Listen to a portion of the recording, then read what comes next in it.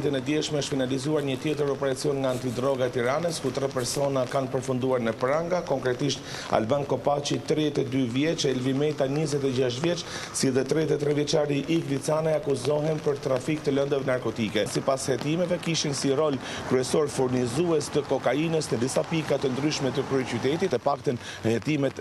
policore shprehen se prej më shumë se 2 vitesh këta të rinj pra ishin të përfshirë në shpërndarjen e lëndëve narkotike duke patur rolin e tyre si furnizues. Kanë qenë letim informacionet sekrete policore të cilet kanë nxjerrë në pa rolin e 3 të rinjve të përfshirë në trafikun e drogës dhe të paktën gjatë 2 javëve të fundit agjentet antidrogës i ka majtur nën vëzhgim 3 persona tashmë të arrestuar. Në momentin që kanë ndërhyrë agjentet e antidrogës në bashkëpunim me forcat operacionale të policisë së Tiranës në një parkim dhe në një zonë garash në afërsi të rreth rrotullimit të Saukut, menjëherë pranë makinën e 3 të rinjve, me një i cili në fakt drejtohej nga Alban Kopaçi, është gjetur më shumë se 1 kilogram kokainë. Ndërkohë në banesën e tyre janë gjetur shuma të konsiderueshme parash, të paktën siç bën me dije policia janë sekuestruar mbi 120.000 euro, 60 milion lekë të vjetra, 5.000 pound, si dhe 188.000 euro të tjera dhe sendet e tjera të kundërligjshme. Ajo që bie në sy në fakt është se këta 3 të rinj kryesisht kishin dhe bizneset të tjera, konkretisht të paktën njëri prej tyre ishte